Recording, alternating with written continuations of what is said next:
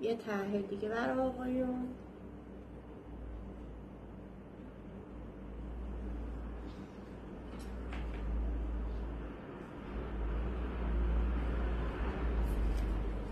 اینم آخرین طرح برای آقایون.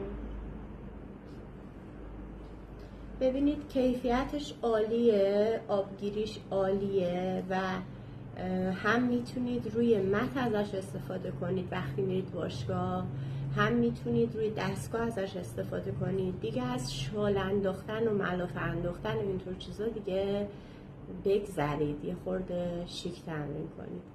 هم برای سلامتیتون خیلی مفیده که همچین چیزی داشته باشید توی باشگاه استفاده کنید، هم خیلی شیک‌تر به نظر من و قیمتش نسبت به انزلی خیلی پایینه.